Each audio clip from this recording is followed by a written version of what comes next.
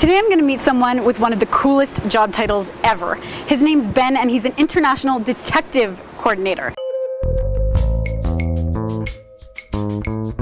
I'm not kidding. He works here in Barcelona for a tour group called the Barcelona Time Detective Tours. And what they do is they offer walking tours with a twist. Instead of just seeing the sights on foot, you're also solving a mystery while you're at it. My mystery began at a little bar in the center of Barcelona. Ben welcomed me as Detective Kate, and right away I met my teammates. I'm Detective Katie from upstate New York. Detective Andres from Mexico. The goal of the mission was simple: be the first group to catch the time bandit. The how to catch him part was a little more complex. And the way we're going to move around through the past, through the history of Barcelona, is through clues that we get. Luckily, we have recuperated all of the items that the time bandit has stolen. So we have all of the items from history. The problem is we don't know where they go. So you have to encounter historical figures today, which will all be played by me, conduct field interviews with them, and divine which is the appropriate item for each historical figure. Only once we handed over the right object would we get the next clue and be able to move on to the next stage of the chase. Now typically all the characters are played by different actors, but given that it was an off week, Ben decided to take on all the roles himself. We headed out the door, 3 detectives armed with a map, a bag of objects, and an opening challenge. Translate the following from Catalan to English. Lucky for us, Detective Katie just so happened to be a translation major. Let's see if I got this right. I carry dried tobacco and gold in my bag. I sit where I am and dunk them in juice. Yeah. Logical! It's not. Thanks to her, we found clue number 1. The bandit has struck somewhere in the first quarter of the 18th century. In a mulberry graveyard, your contact awaits.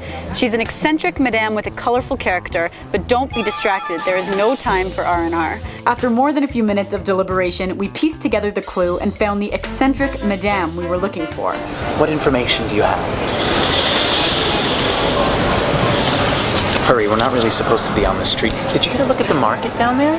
She gave us the next clue and we worked our way around the city, finding clue after clue after clue. This time the enemy may not be so obvious, so keep your eyes open. You're going to meet the man who coined the term Big Brother. Look on your map for that icon. So there's a Plaza George Orwell. Our pace wasn't exactly quick though. Oh, I think we have to improve a little bit. We are slow. We visited squares, cathedrals, synagogues. I saw parts of the city I never would have seen otherwise and met some pretty important people along the way. My name is... my pen name is Orwell. George Orwell. Colon. Cristobal Colon. Nice to meet you. Yeah, Anthony Gaudi. Photographs are something very new, but this specimen of photographs is of some of my columns over in the Park Güell. Finally, we got the final clue. X marked the spot where we'd find the bandit. We moved more quickly than we had all day, but turns out our snail's pace was our eventual downfall. We arrived and there was no bandit in sight. Another group beat us to him. We learned from our loss though. Speed is of the essence when you're trying to catch a criminal. Fast thinking. We weren't so fast. We weren't so fast. How would you rate our team's performance today?